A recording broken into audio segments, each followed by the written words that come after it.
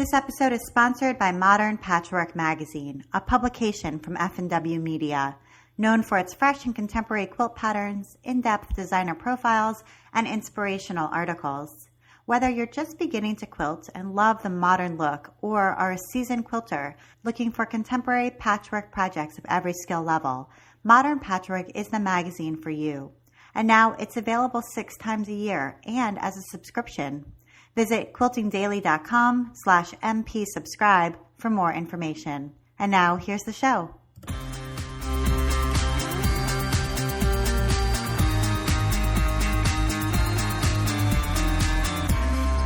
Welcome to episode 86 of the While She Naps podcast. I'm Abby Glassenberg. Today we're talking about product development with my guest, Annie Unrein.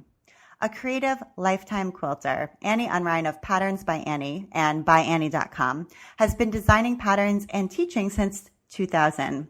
With a focus on practical and useful projects, Annie's patterns appeal to a sewist of all ages and levels. Annie is the creator of ByAnnie's Soft and Stable, an innovative product she designed to add body, stability, and a professional finish to purses, bags, home deck items, and more. A popular instructor, Annie teaches online and also travels worldwide to teach. She loves sharing techniques for making sewing bags and purses easier while yielding professional results. Annie is based in St. George, Utah, where she and her energetic team operate the popular website ByAnnie.com. They are your source for patterns, soft and stable, handbag zippers in over 48 colors, purse hardware, mesh, vinyl, and more. Annie Unrein, welcome. Thank you so much, Abby. It's so exciting to be here with you. Oh, good. I'm so happy to have you. So I am fascinated by your story. You describe yourself as a quilter, a pattern designer, a teacher, and a product developer, which is a lot of different things. And I wondered if you could start by just giving us a little bit of a rundown of what your business looks like, kind of a snapshot right now. I would love to do that. I actually find that I have to wear a lot of hats, and all of those fit. And the challenge sometimes is focusing on one and keeping all the balls in the air. I'm lucky because about 2 years ago, my son and his wife came to work with me, and my goal at that time was to turn all the day-to-day operations over to them so that I could really focus on pattern writing and creating videos for training and education purposes. And I'm happy to say that for about the past 2 months, I've been to the office only maybe 4 or 5 days. So my role in the business has kind of switched to the point that I am concentrating more on patterns, product development, teaching, and things like that.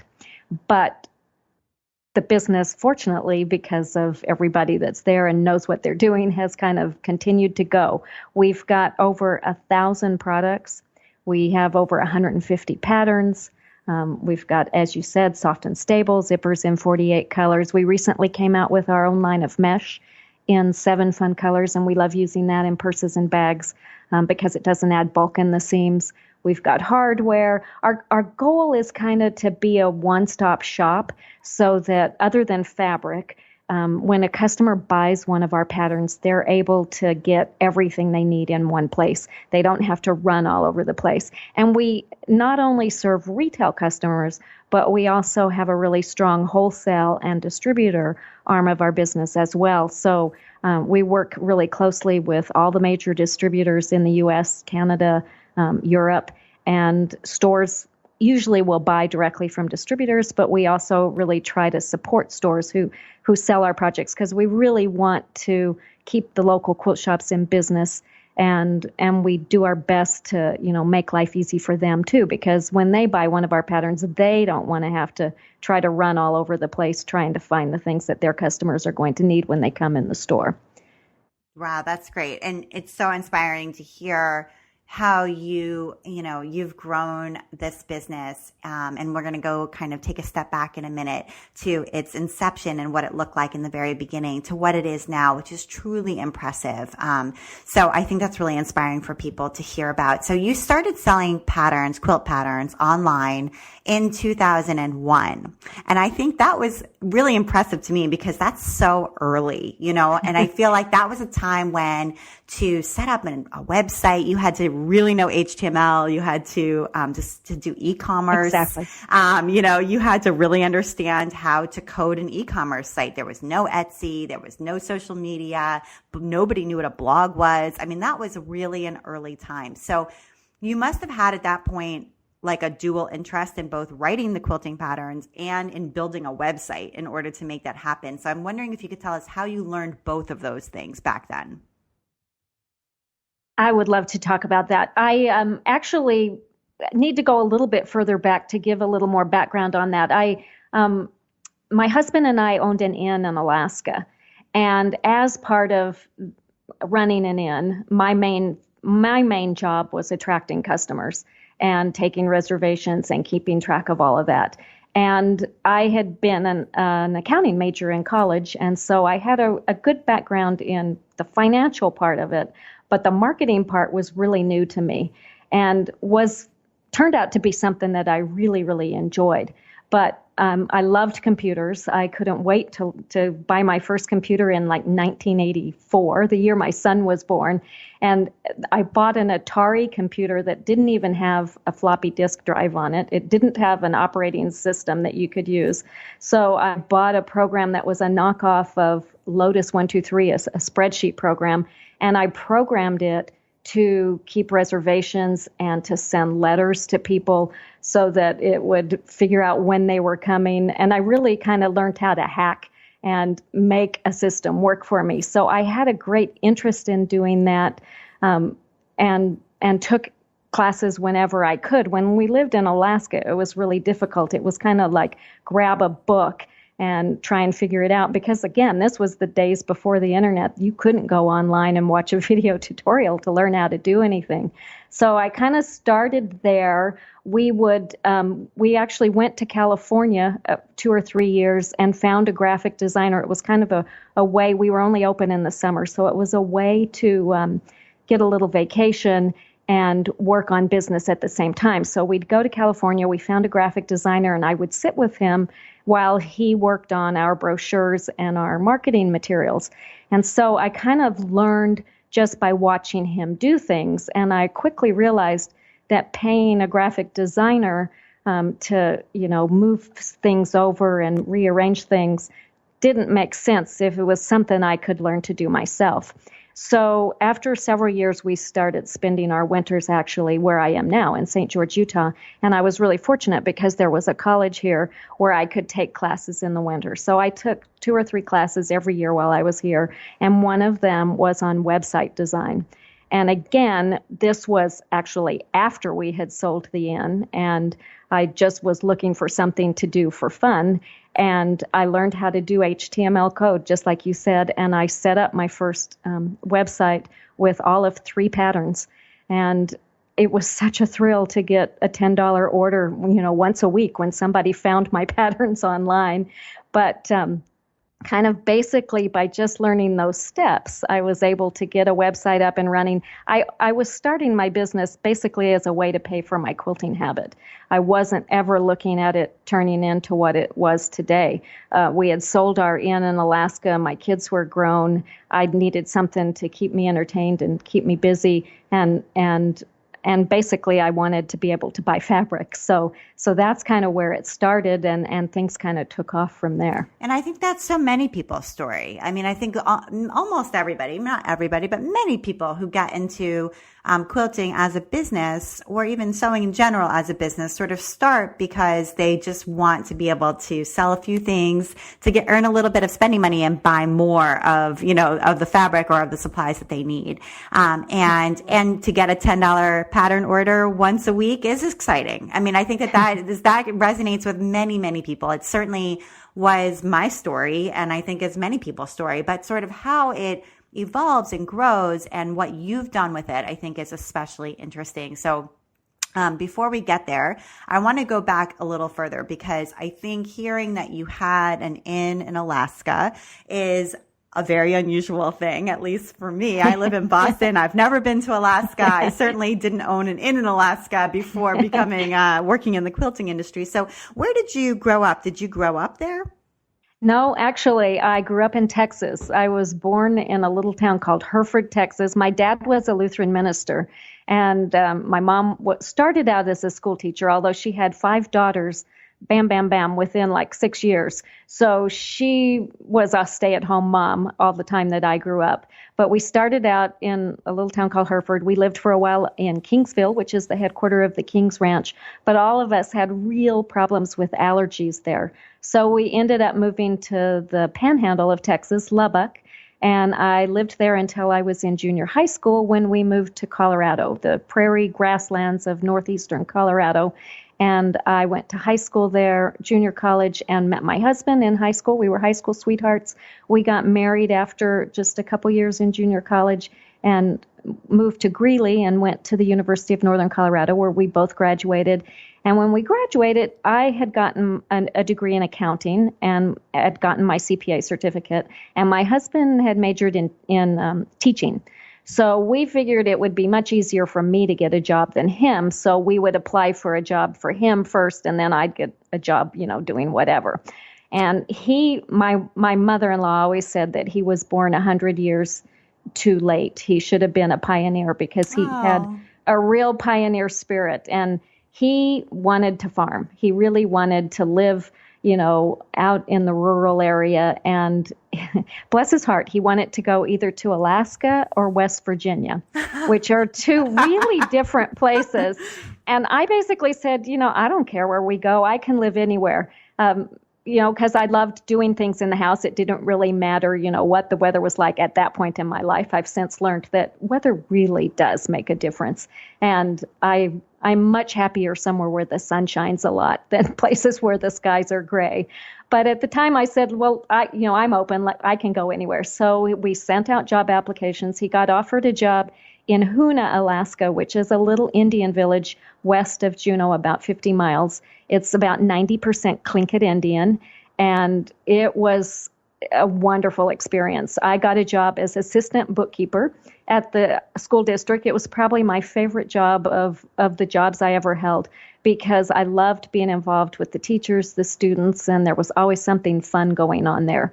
He was just replacing another teacher who was on leave for a year. So the next year we moved to Ketchikan, which is in Southeast Alaska as well. And he taught there, and I got a job there as a CPA, and eventually became business manager for the school district that had all the logging camp schools. And one day in the spring, my husband was teaching at an alternative high school where kids didn't have to come to school unless they wanted to. But if they wanted free lunch, they had to be there by 10 o'clock in the morning. And it was a beautiful spring day, and there were 6 teachers sitting there and not a student in the classroom. And he said, I just can't keep doing this. I don't feel like I'm, earning my pay, and I'm not going to do this. So we ended up buying a lot. He built a house, which we sold the day we left there. And at the time, Alaska had very little land in private ownership. And again, my husband really wanted to farm. So we were actually looking at moving to British Columbia and buying a farm there. And the state put land up in Alaska for lottery sale. And among the parcels that they put up for sale were some large acreages of homesteads. And they were just exactly what my husband wanted. And so we put our name in the hat and ended up winning the right to buy a 160-acre homestead in Gustavus, Alaska, which is kind of the headquarters or the gateway to Glacier Bay National Park. So that's what took us there. We had to build bridges, clear land, build roads to even get into the property. I got pregnant a month after we moved there, which was totally not in the plans. The day before my daughter was born, I was on the roof hammering shingles. She was born 6 weeks early, so, it's not like I was really pushing it, but it was a very interesting life. The first 3 years we didn't have electricity or running water. And I did things that I never thought I'd do in my life. But it really learned me to be independent and self-sufficient, and, for us to depend on each other. I very much learned the power of positive thinking when we did that. When we sent in our applications for the lottery sale, we immediately went on the tack of when we get the land in Gustavus, we're going to need to do this, or when, this happens. And so throughout the whole thing, I had applied for all the parcels. My husband had applied for all the parcels. And on the day they had the drawing, we both won a parcel, which really drove home to me the power of thinking positively. And one of my favorite sayings is, if you think you can, and if you think you can't, you can't. And that has really helped me in good stead and in all the things that I've done in life, I think. Yeah, that's amazing. And I know from my own life, doing something that's extremely difficult. I was a teacher with Teach for America in the Mississippi Delta, and it was a very difficult 2 years. It was not super long time, but it was just 2 years that I was there. And but I definitely had a lot of uphill challenges in front of me. And I think having gone through that period, I became a much more self-sufficient person, and I know my own strengths, and absolutely, and I know that those lessons carry forward with me to this day. Like, I have a thick skin, and I'm able to sort of keep going when things get hard. So it sounds like you carried forward some of the lessons that you learned about yourself during that period into business in the future. Absolutely. Such good lessons to learn. And then what you said about the thick skin, I think, is probably one of the best lessons you can learn. I see so many negative comments on things on the internet, and it's just so easy to get wrapped up in all of that. And I think it's so important to say, this is who I am, and this is what I can do, and I feel good about myself, and let's move on. Right. Absolutely. Yeah. Amen to that. So since that time in 2000, so in 2001, you were living in Utah and had taken these classes and gotten interested in quilting. How did quilting sort of arrive on your landscape? Were your parents or grandparents quilters? My mom taught us all to sew, and that was probably more for just, in a family on a minister's salary with 5 girls, if you wanted a dress for prom, you made it yourself. So she taught us to sew. She was always very crafty, but I don't remember my mom ever really making a quilt. My grandmother on my father's side was an amazing quilter, although she lived in Illinois and we lived in Texas and Colorado. So I rarely got to see her, and really don't ever remember seeing her do quilting, but I do have a quilt that she made. And my mother on my mother's mother, so my grandmother on my mother's side, was a crafty type person, but I never saw her really quilt either. She did more crocheting and things. But when I moved to Alaska, this was in the late 70s or mid 70s, which was the time of the bicentennial, and quilting was kind of, coming back into the mainstream, of things that people were doing. And I decided I wanted to make a quilt for my 2 sisters-in-law who were having babies.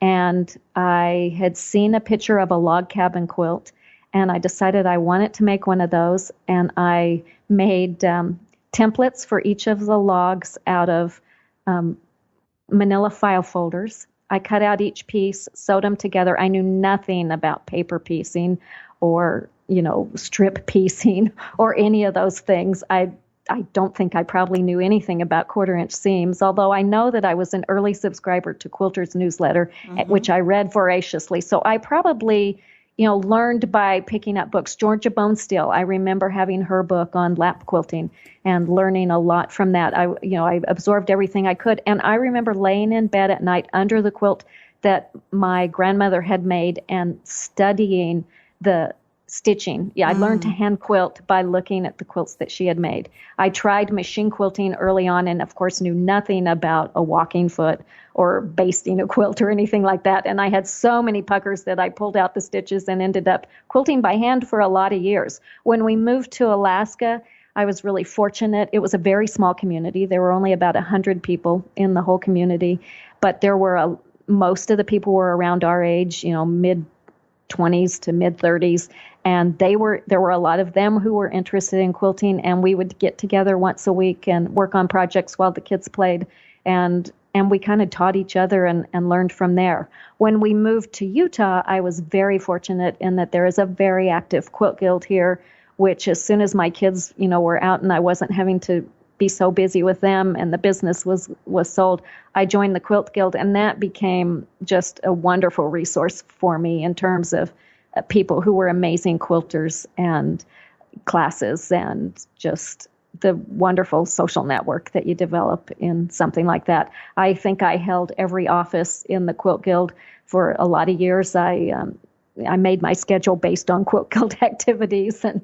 unfortunately things have grown to the point that I haven't been to a meeting of the Quilt Guild in quite a long time, but I do miss that wonderful group of ladies. I want to take a moment now to hear from our sponsor, Modern Patchwork Magazine. Hi, I'm Vivica Denegri. I'm the editorial director for Quilting Arts Magazine, Modern Patchwork Magazine, and related titles at F&W Media. And tell me some of what's new at F&W, because I hear there's some new and exciting changes taking place.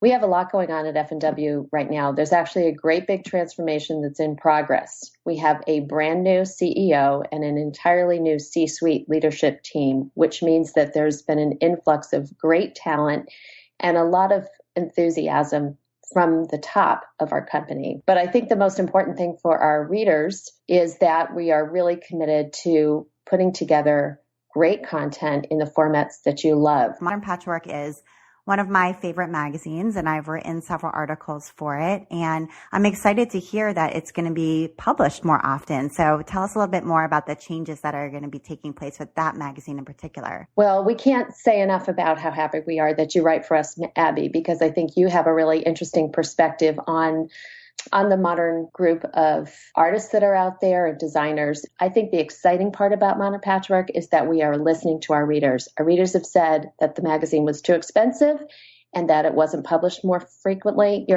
enough. And we've listened to them. And so we've adjusted the price.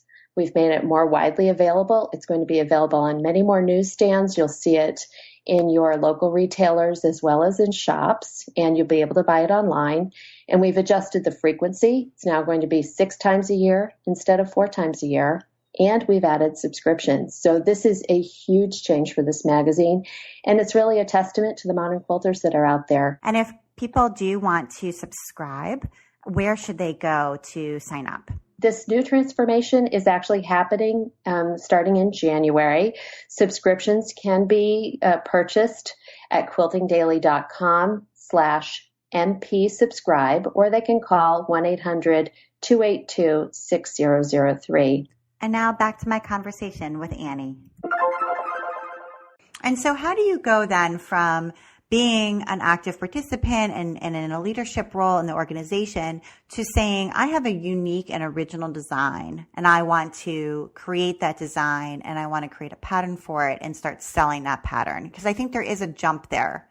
And actually, I'm not sure that that's how I got there. I was actually doing scrapbooking. I was a scrapbooking consultant for a long time. And my first pattern actually was for an organizer for people who were scrapbookers. And so I always did monthly workshops with my customers, and I needed some way to display all the stickers and scissors and punches and things that everybody wanted to use. And so I'd made this thing that would hang on the door that had all kinds of vinyl pockets and people could put them in. And I knew that if I needed this, somebody else probably was going to need it too. And one of the people that would come to my monthly workshops was sister to the publisher of Memory Makers magazine. And she had seen my hanging organizer and she said, they're getting ready to do an issue on spring cleaning. And I think people would really like to see what you've done here. Would you mind if we put a picture in the magazine? And I said, no, of course not. Go ahead. But I said, tell them I have a pattern for it. Here I am thinking entrepreneurially and thinking I can get something out of this free advertising. So she did. She said, what do you want to charge for it? And I said, I don't know, $10. And if you've ever been involved with magazines, which I'm sure you have, Abby, you know that you send something to a magazine and it's many months before that comes out. And by the time it comes out, you've kind of moved on and forgotten about it. Well, I told her to do that. She put the picture in. And in the meantime, my youngest sister's husband got really sick, had cancer, and ended up dying. And I spent a lot of months in Colorado with her, helping her get things in order. And one day my husband called while I was there, and he said, I don't know what you've done, but you've got all kinds of mail coming in and all these $10 checks. And it dawned on me, oh my goodness, that pattern that I haven't written. So I was headed home shortly thereafter, and I wrote everybody. By that time, everybody had emails, which was good, or, some way to write them. And I, explained my circumstances, and I said, it's coming. So I got busy right away, and I got that pattern written. And it was kind of a little taste, and I loved doing it. I think my background as an accountant made it easy to figure out steps of how things needed to go. I've always looked at things really in terms of you've got to do this and then this and then this. So writing the pattern was pretty easy. And so after I got the taste of that, then I decided I really wanted to do a pattern for a quilt. And I was really fortunate because one of the people that I met in the local quilt guild here was Heather Purcell, who many people know as Mother Superior. She and her husband, Bob, started Superior Threads. And I would go there to buy threads, and she'd show me what was new, and we'd talk. And so I was working on a pattern for a quilt that had some applique on it. And she showed me their fusible thread, which was a new product for them, and was something that she wanted to, get people using. And so I wrote the pattern to use that. And she said, if you will make a quilt for me to hang in my booth, I'll take it to shows and sell it for you. So that kind of got me again going a little bit further there, and actually worked me into, I think, probably the most impactful thing that happened in my business, which was demonstrating in the Superior Threads booth at trade shows. Because, some years I was doing 20 shows, which was exposing me and my patterns to people that I never could have reached any other way. When they came out with Texture Magic, I was the one who kind of figured out how to use it. I wrote probably 12 to 20 patterns for using it. We were like the bells of the ball that year when that came out. It was like the hot product at the shows, and that then turned me into a business in the eyes of distributors. All the distributors picked up my patterns, which then kind of snowballed. And when I decided to come out with Soft and Stable, they knew me, they knew my stuff, and it was just kind of an automatic, yes, we'll take it, and off we went. Right. So had I not met Heather and gotten that leg up, I doubt that I'd be where I am today. And how did you actually meet Heather? Heather was a member of the Quilt Guild, and I had volunteered to be in charge of the guild retreat, and she volunteered to help me. And that was, I don't even know what year that was, but I think they had only been in business maybe for 3 or 4 years. And it was not long after we had sold our businesses in Alaska. And the two of us just really hit it off. I think, being a business owner, I could really appreciate what they were doing and, how things were going for them. And I was so interested in all of that. And as a business owner, it's really wonderful to have somebody else who you can talk to about things like that, who understands and, appreciates the things that you're facing. So that kind of was where our friendship began, was through the Quilt Guild. Mm-hmm. Yeah. And so that really does speak to the power of relationships and also the power of in-person connections, because it sounds as though for you, going to the trade shows and demonstrating in the Superior Threads booth got you out there and got the connections that you needed. Absolutely. Yeah. And so I think those are two really good things to pull from your story that people can carry forward, because, now, a lot has changed, it's so crowded, and back in 2001, I'm imagining you might have been one of the only people to have quilting patterns or bag patterns available online, whereas that is definitely not the case now. Or maybe there was others. No. Actually, I have always been astounded when I have gone to shows at the amazing variety, especially of quilting patterns. And I remember always saying, thank you so much for buying my pattern with all the ones you have to choose from that you picked mine. Wow, just being totally amazed. But the thing that I did notice is that there weren't a lot of patterns for purses and bags and organizational things. And that kind of then became my focus, not so much because there weren't other ones out there, but it was something that I liked. I liked being able to make a project that I could make in a weekend instead of months and months and months. I am not a very fast quilter, and especially when I was hand quilting. When my daughter graduated from high school, I wanted to make a special quilt for her. I kept track of the time. It was a twin size quilt, and it took me 400 hours to make. And so the thing that I realized with smaller projects is that I kind of got instant gratification. And now, there are tons and tons of other purse designers out there and a whole lot more variety to pick from. But that definitely wasn't that way when I got started in terms of writing patterns for purses and bags. Right. And so how do you think about your positioning in the marketplace now? And we'll go back and talk a little bit about some of the other things that you've done. But I just thinking, jumping forward to today and looking at how many there are out there, and how crowded it is and where you fit. I mean, how do you kind of think about all of those changes, and what is your attitude toward them?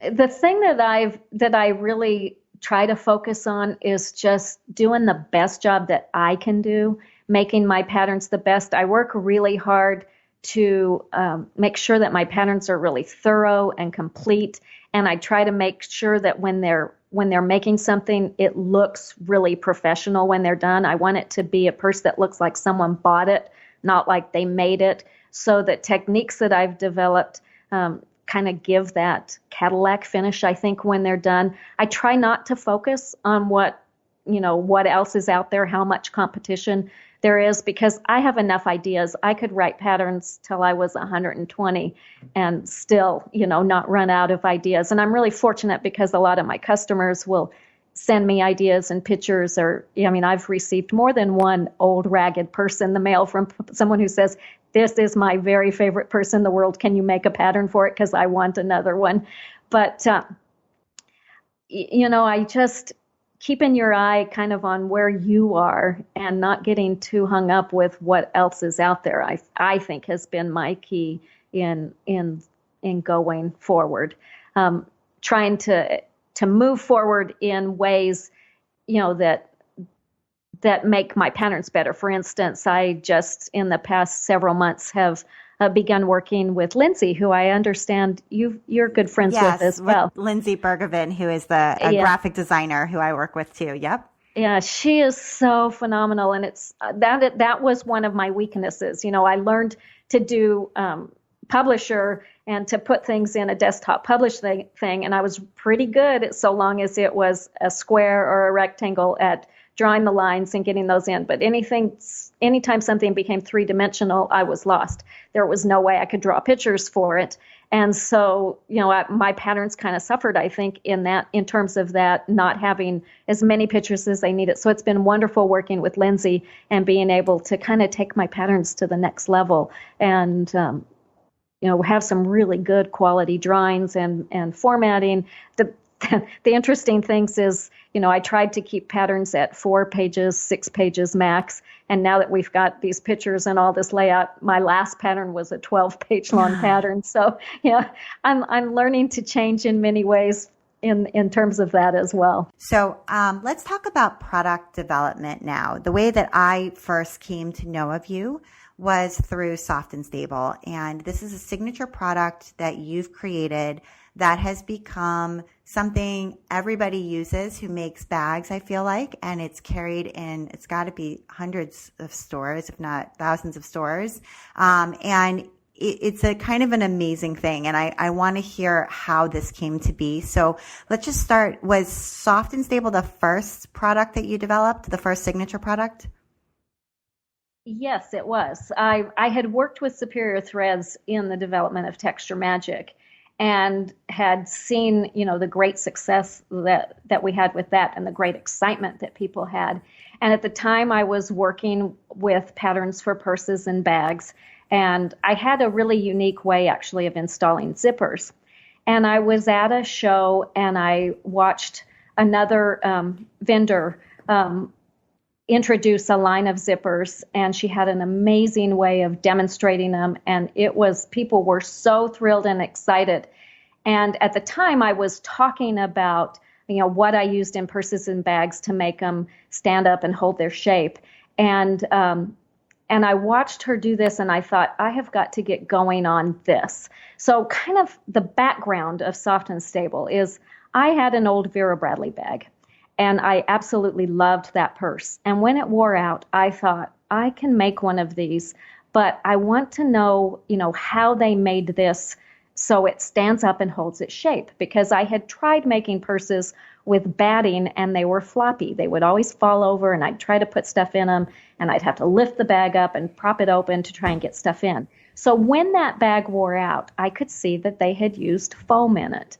And I thought, that must be the secret to this. And so I went to the local stores and looked for foam, and I couldn't find anything. I found, thick foam like you'd use for a chair pad or something. And even the thinner ones that I found were too thick, and you couldn't sew through them because as soon as the foam would hit your feed dogs, it would stop moving. And it wouldn't work. Plus, you got a really puffy look.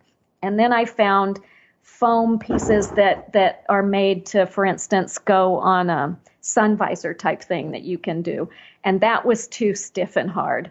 And I found, things like Timtex or whatever that gave good body and stability, but they were stiff and hard. And if you tried to turn your project inside out, you had a lot of creases and it was just really hard to work with.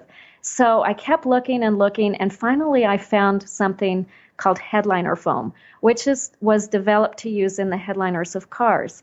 And it was a really soft, thin foam, and it had a tricot fabric lining on one side. And I tried that in a purse, and I loved how it worked. It gave it some body, it gave it some stability, it stood up, and I was really thrilled. Sorry to interrupt, but where did you go that you found headliner foam? Were you at an auto body parts store? No, actually, I was at a discount fabric store. Oh. And they had it there, I assume, for people who were working on cars and things. I don't know that anybody had ever thought to use it in a purse or bag. So as I was going to shows with Superior, people would ask me, what's in that bag? How did you do that? So I'd tell them about this, and I'd call for it on my patterns. And all of a sudden, I started getting calls from customers wanting it. So, I'd go buy a roll and I'd sell it on my website. But I also got calls from stores who were, wondering where they could get it. And they were really annoyed because it wasn't something that I could buy at a price I could sell it to distributors for. And so I thought, I really need to find somebody to make this for me so that I can buy it at a price that I can sell it to distributors who can then sell it to stores. And while I'm doing that, I'm going to fix all the things that I don't like, because headliner foam was really soft and stretchy.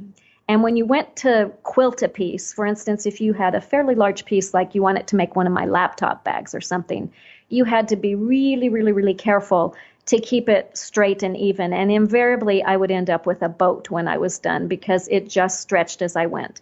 And it only had fabric on one side of the foam. And so I'd always put the fabric side on the bottom so that because it would kind of hug my fabric and keep it from moving.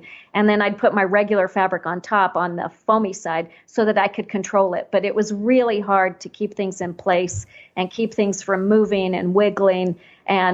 And also, when I was done, I found that the products they had a lot of give to them, and so they didn't have kind of the same stability. So anyway, I started looking, and I contacted manufacturers all over the U.S., and I spent almost a year in development, going back and forth with different manufacturers. And the thing that I really learned was the importance of a quick response.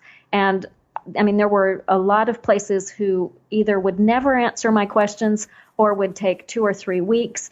And finally, I found one company who was just absolutely excellent. If I had a question, they answered me immediately. I mean, within a day or two, I had an answer. And I didn't always like the answers that I got, but they were really good at giving me lots of great information and teaching me about the product. And so the things that I told them is, first of all, I want a better quality foam. I want something that's not going to stretch. I want something that's going to stand up and hold its shape. It's going to be long lasting. And I want to have fabric on both sides of it. And the gentleman that is still the person that I work with very closely there, I'm sure just kind of scratched his head and said, who's this little lady and what is she coming up with? But bless his heart, he really was willing to work with me and help me in any way he could. And so he said, he'd send me samples and we'd go back and forth. And finally we decided on what it was going to be. And he said, you're going to have to order 1,000 yards of this. And I kind of gulped because, that was kind of a lot of stuff. That's a lot. I was going to make a lot of purses for my sisters and cousins. And fill up your whole garage, yes. And fill up my whole garage. But I looked at, I had good accounting records. I looked at my records and I saw that I'd sold 1,000 yards of headliner foam the year before. And I thought, I can do this. And so I said, that's fine. And so send it to me. Well, it came, and I was working out of my garage. I was me. I'd had no employees. I don't know how many patterns. I probably had 30 patterns at that point. And, that's all I had. I didn't have other stuff besides it. And so I had it delivered to the Superior Threads dock, which is about 5 miles from me. And it came in August, which in St. George, Utah is like 120 degrees.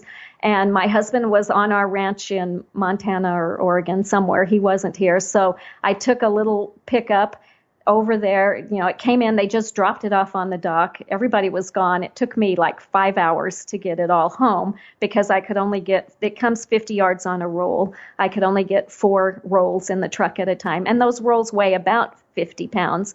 So I got it all in the garage. I got it all unloaded, and it took the whole garage. My car had to sit out in the driveway, and I hired my hairdresser's son to come over and help me carry 1 roll at a time up the stairs. We used my cutting table to roll the rolls out, and we started cutting and packaging, half yard and 1 yard pieces because I had market coming up, and I was going to introduce this product at market. And I remember calling my husband that night and saying, oh my gosh, I have made the biggest mistake. Yeah. This is just overwhelming. Partly just the work-wise, but largely because of the space commitment that I had. And bless his heart, he just said, relax, I'll be home in a couple weeks. We'll go rent a storage unit where we can put this stuff. I'll make you some tables. We'll get people to cut it.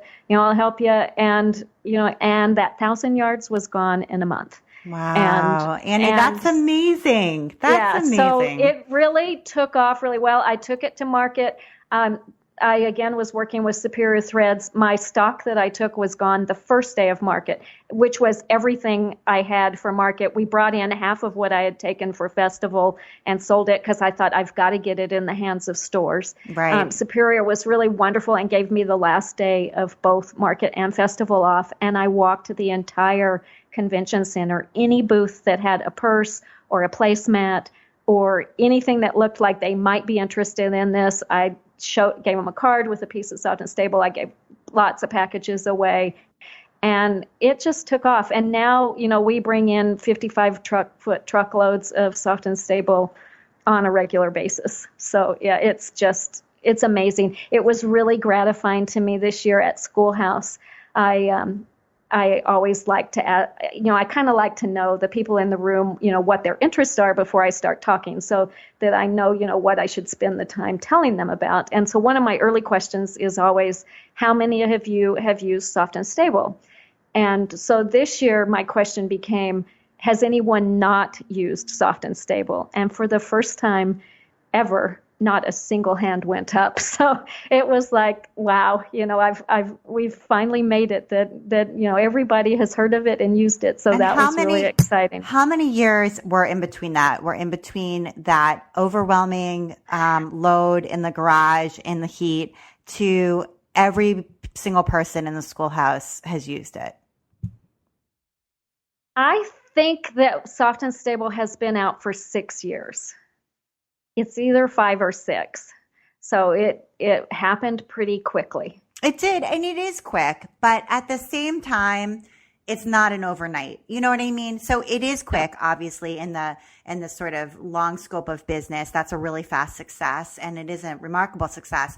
But I think, though, there were years leading up to that, and knowing your customer and finding this unique product that didn't exist in the marketplace, proving the concept by buying the automotive version of it and selling 1,000 yards yourself the year prior, so you knew there was a market, and then going through a year's worth of development to develop your own. And then these 5 or 6 years that have elapsed since it has been on the retail market, to the point where it's now completely saturated, So although it is fast, it's also many, many years of hard work. Many, many hours. And that's the one thing that I have learned, throughout my whole business career, is that you have to show up and you have to be willing to just work really long, long, long hours. As a business owner, I probably get 6 hours of sleep, and the rest of the time I am focused on business. It's it is just a lot of it's getting out and doing shows, teaching classes, telling people about it. I think one of the really effective things for us was that I had one purse made with Soft and Stable and one made with batting. And so, learning those types of techniques where you could show somebody a purse made with Soft and Stable, but they're not going to get it the same way without seeing one that's made differently. And then they go, oh yeah, I get it. And the hands come out and say, yeah, give me one of those. I need that. And then, working with various designers, trying to get it in their hands so that they use it in their patterns as well. And then, they take it totally different directions and different ways than I even think of, which is the magic of networking and having other people involved in your product. And was there a particular turning point when, maybe a particular designer used it, or it was in a publication, or just something happened where you felt like, oh my gosh, this is big? Like right after that, everything sort of changed. Can you identify a turning point like that? I really can't. I think the biggest thing was just the introduction of it. Everybody saw it and was excited about it. And then each show that I did thereafter and each thing that came out, I can't say that there was any one event or one thing that just all of a sudden popped it open. I think it's been much more of a gradual increase and just kind of that flooding, of the little drip of water that all of a sudden, the sink is full and it's going over. I can't really think of anything like that. I think that in itself is really interesting, because the way that I always think about my business is that it's like a slow build. Every day there's a new relationship. There's a small tweak you can make that's going to, improve things. There's something new you learned or a new goal you set. And every day, you make those very, very tiny improvements, and you're building. I almost think about it like little sugar cubes. You're just like building them up one by one. And over the long term, if you're able to persevere and stay with it, you in the end have a huge building, but it is a long, slow build. Yes. I think that's it. It's, and all of a sudden you look back and it's like, whoa, wow, look how far we've come. 3 years ago, I was working in my garage with, 2 part-time employees. And, now I have a 2,500 square foot warehouse with about 15 people working for me. We're getting ready, hopefully in the next month or so, to move into a 7,000 square foot facility, which can't come soon enough. I'm so ready to have some more space. And, so I probably, for me, the biggest thing that has changed my business is my son coming to work with me, because I was focused on, developing soft and stable writing patterns and, filling orders and, keeping the books up to date and thinking I had to do everything myself. And when he came to work and kind of set me free to not have to focus on those, I will have to admit that it was really, really, really hard for me to do that, because I was used to having my finger in every single pie and being in charge of everything, and turning those things loose and letting somebody else take them was a real struggle for me. But he really worked on it. And now that I've given up so many of those things, I don't know how I'd ever go back and do them again, because there's just not enough hours in the day. Yeah, I imagine. And I think it's so admirable too to be able to build a business that can be passed on to the next generation. I mean, that's something that I think about, from time to time. Like, are you building a business that you could either one day sell the business or pass on to a child or another relative or something like that in your family? Or is the business so sort of based around you and your personality that when you no longer can or want to do it, then there is no business? Yeah. Yeah. And that, I think, had I stuck strictly with patterns, that's probably where it would have been, because, it would have not been something that someone else could pick up. I still sell patterns that were my original patterns that I wrote 10, 15 years ago. So they do have a life, but not the same life as new patterns that come out. But having, all the other components of this, the soft and stable, the zippers, the mesh, the hardware, definitely has turned it into a business that I think someone else would be willing to come in and buy, or, that my kids can take over. My daughter-in-law had never sewn before she married my son, and my husband died very unexpectedly a month after they got married. And so I spent that Christmas with them. He died, right before Thanksgiving in 2013. And I spent that Christmas with them. And one of the things that she and I did, because she had just moved here from Spain, she didn't speak English really well. My son had a full-time job. He was chief of staff to the president of a university in California. So he was gone all day. And she really needed something to give her, something to do during the day while he was gone. So I taught her to sew my pattern for some little ditty bags. And I gave her my little Janome sewing machine. And goodness, that girl took off. Within about a month, she was sending me pictures of bags that she'd made using that general concept, but she'd added straps and handles and, things to them. And this year for market, she sewed probably half of the samples that I had in the booth. So, it's fun for me to look. She and Casey and Gloria have opened a distribution center for ByAnnie.com in near Madrid in Spain. Oh, wow. And so, their goal is that they'd love to be able to live part of the year there and part of the year here. But it's exciting for me to see her learning all these skills and techniques that hopefully, she'll go to Spain and start doing some classes and things there. But we'll be able to keep the business going, and getting their youthful ideas and, enthusiasm and input on things has been really invaluable to the growth of our business. And let's talk a little bit about Craftsy. You've got some classes on Craftsy, and I was watching the little preview videos that Craftsy gives you before we recorded this podcast, and they really look wonderful. And I wonder, I'm sure when you first started, you could never have anticipated that something like this would be part of what you would do, although maybe teaching, but teaching online in this really beautiful way. So what was that experience like for you? It was really funny. I had met Sue Hausman actually at an open house that Checker did one year where I was demonstrating, and she was talking about Craftsy.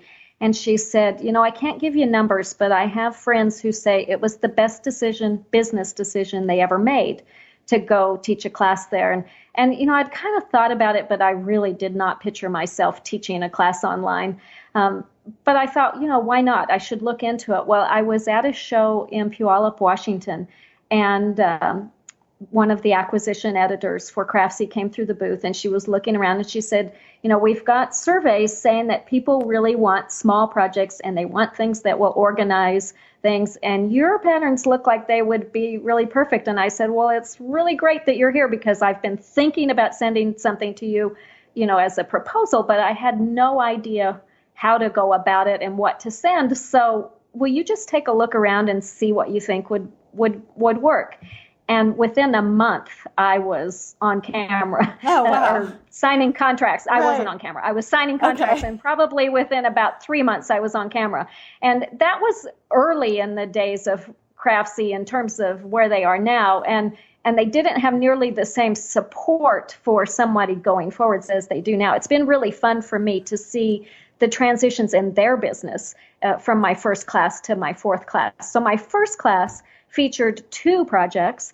It ended up being 6 hours long, which was a lot of work to get ready for. But the thing that I realized really early on is I've got to have lots of step outs. So I made like 4 sets of every bag so that we could do it. And it was just an amazing experience. To see how my business grew from the exposure that I got and to see the number of people that I could reach. I like to travel and teach. But when I teach, anywhere, the most people I'm probably ever going to have in a classroom is 30 people. And, you travel 2 days to get there and back. You're there teaching. You may reach 50 people in a week. In my Craftsy class, by now I have 4 classes, but I've got 30,000 people in those classes. So the number of people that I'm able to impact with learning these techniques, learning about the best materials to use, the right kinds of tools, and easy ways to put in zippers, easy ways to do things, has just been, phenomenal to me to see the reach of that. I know that you are somebody who really values the local quilt shop and is, really wants to work with local quilt shops. Do you worry at all about sort of reaching all of those people online and that in some way then they're not going to come to their local quilt shop, or do you find it to be the opposite? I actually, that was one of my concerns when I started, and I wasn't sure how it was going to work out. I'm really careful that I, tell people, check your local quilt shop for these items. And to me, as when I'm ready to start a project, if I can run to my store and know they're going to have everything that I need, I'm going to do that first, because it's so much easier to go get it and come home and start sewing that day than it is to have to go online, order it, wait for it to arrive, hope I picked the right color of zippers. I couldn't match them next to my fabric. So I definitely do that. The one concern I had was for teaching, because I still had a lot of stores who wanted, my classes. And invariably, when someone would contact me, the classes that they wanted were the classes that were the subjects of my Craftsy classes. And it made me a little nervous, because I thought, if somebody can go online and take this class, are they going to pay the money to go to a quilt shop and take it? And I was amazingly surprised to see that the classes that filled up were the same classes that were the Craftsy classes. And when I got to class, I would hear from a vast majority of the people in the class that they already had the Craftsy class. And they turned out to be the most relaxed classes I ever teach, because everyone knew that they could go home and watch it if they missed it in class or if they didn't get it done. But what was important to them was to set aside the time to come, to be with their friends, to be there and get, hands-on help. It wasn't hurting the classes by having that as an option. So, I think that my worries about that were really unfounded. I think that if you can expose people to this, and you've got a store that you're going to have these options, I think you're going to still be really successful, and you're providing something that Craftsy can't, and that's a sense of community. Absolutely. And I know that if I took a class on Craftsy with a designer that I really like, and then I saw that she was going to be in my local area, I would be more apt to go out and see her because I'd seen her on Craftsy and felt like, oh my gosh, I already know her. I already know that, what she's like. I already know I like what she makes and I like her style. And to be actually in the same room and to get one-on-one help, from her and get the chance to interact in a casual way would be even more special. Yes. Yeah, I think that's the way it turned out. So that was good for me to see. Yeah. No, I think that's important for people to hear just generally, both designers and quilt shop owners. So, so I know you're a grandmother now, and you have a grandson. Yes, I do. My grandson is Liam, and he's 19 months old. He is just the light of my life. When he was born, he was born in Spain, so I didn't get to meet him until he was about 6 weeks old. But from 6 weeks old until maybe early January of this year, he came to work every day. So I got to see him every single day. The day that he climbed to the top of the rolling staircase in the warehouse, and Mom turned around and saw him up there headed down when he was like a year old and barely able to walk, was the day that Mom and Dad decided that was probably not the best place for him to be, and he started going to school. So I don't get to see him nearly as much as I did before, but he's still close by. They just bought a house, which is less than 5 minutes away, and I added a car seat to my van so that I can run over and pick him up and bring him over to see Nana anytime. And so I'm really looking forward to that in the coming months. Oh, that's a blessing. That's wonderful. Congratulations to you. And I want to make sure we get to your recommendations in just a moment, but is there anything exciting that you want to talk about that's going to be coming out soon, or new things on the horizon with ByAnnie's? Let's see. I make it a goal to have 6 new patterns for every market. I did accomplish that at Fall Market this year. So I've got some really fun new patterns. You will see that a lot of them are influenced by my grandson. So I've got a changing station that opens out to a changing pad. My daughter-in-law is really anxious to get me to make one for her because she says Liam's at the stage now where I don't have to take the diaper bag with me. All I need is a diaper and some wet wipes, so I don't have to carry all that weight. I also did a pattern for a diaper bag that had been much requested, a organizer to hang in the car so you can keep kids entertained while you drive. It's got a pocket that you can put the iPad in and lots of pockets for all their toys and things. Another organizer for the car. So those are all new things that we came out with. All of my new patterns feature our new lightweight mesh, which is available in 7 colors. We're hoping to add a few more colors to that. So those may be available by spring market. Truthfully, we have come out with so many new things over the past couple years that I think right now we've got a new website coming out, hopefully in January, which is going to be a big change. Where we've been kind of limited by our website up to now. We've had variations, but we've only had one variation. So if somebody wants to order a finishing kit, we have to put it on as antique brass or nickel or black, and then they can pick the color of zippers. But that doesn't give them the ability to pick what color of mesh they want. And so, we're trying with our new website for people to be able on one screen to pick all the different options and not have to look so hard to find the things that they need. So that's going to be a real big focus for us. And then our move into our new location is going to be a huge job. So I'm thinking that new patterns, my goal is to have one written every month so that when May comes and spring market is ready, I'm ready, and I'm already behind by 1 month. So we'll see. But yeah, if I could put in a Christmas wish for 1,000 hours in every day, that would be my Christmas request. Oh my gosh, I think I'm right there with you on that one. Okay, so let's get to your recommendations. And I know you have a few fun things to recommend. One of them is some succulents. And I actually am a really big fan of succulents too, because otherwise with regular kinds of plants, I tend to overwater. And the thing with succulents is I just decide to ignore them, and then they're absolutely happy. Yes, I absolutely love succulents, and I'm really excited because just this week in the mail, one of the gals who is a technical editor for my patterns, Leslie Meltzer, a lot of people know her as Lily Bunny on Instagram and Facebook.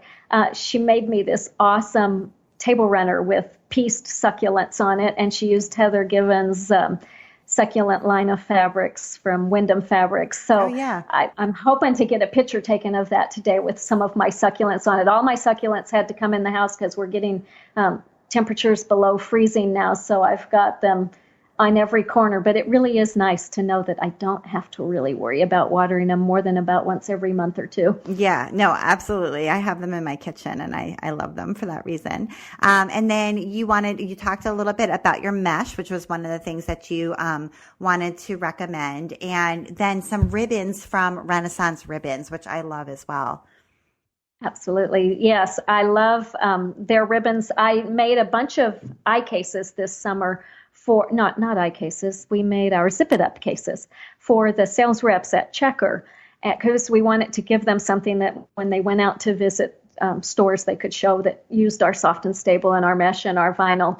And we had gotten some basic black and white fabrics, which I wasn't really wild about when I got them. They were kind of grayed down and they just weren't exactly what I had in mind. But I wanted something that I was going to be able to use all 7 colors of mesh and all the different zippers on. And so I thought, well, how am I going to make this work? How's this going to tie in with that black and white? And I remembered that Renaissance Ribbons had sent me a whole selection of all their ribbons, and I started pulling those out.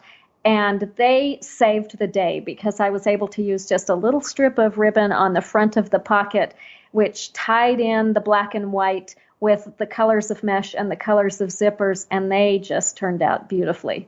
So I enjoy working with them, and we're actually going to get together in December. She's got a new line of ribbons that are printed on velvet, and we're going to work to design a bag pattern for using those. So that's something fun that's going to be coming soon. Oh, wow. Yeah, that sounds gorgeous. Yeah, that's really cool. Well, Annie, thank you so much for taking the time to be on the While She Naps podcast. I really enjoyed talking to you, and I feel like I learned so much. Thank you too, Abby. I really, really enjoyed visiting with you today, and I appreciated your questions. You really made me stop and think about where I've been and where I'm going. Thanks so much. Super. And you've been listening to the While She Naps podcast. I'm Abby Glassenberg. Visit my blog, whileshenaps.com, where you can sign up for my email newsletter to get the best in sewing and blogging and small business delivered right to your inbox each week. And thank you to our sponsor, Modern Patchwork Magazine. Readers of Modern Patchwork Magazine have asked, and the publisher is delivering.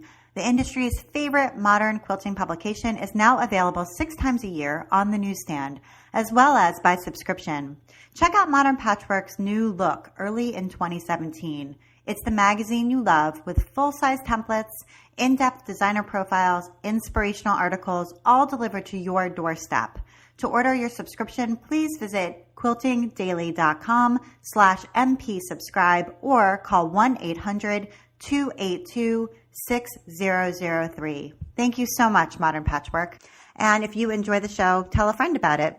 Thank you so much, and I will see you next time.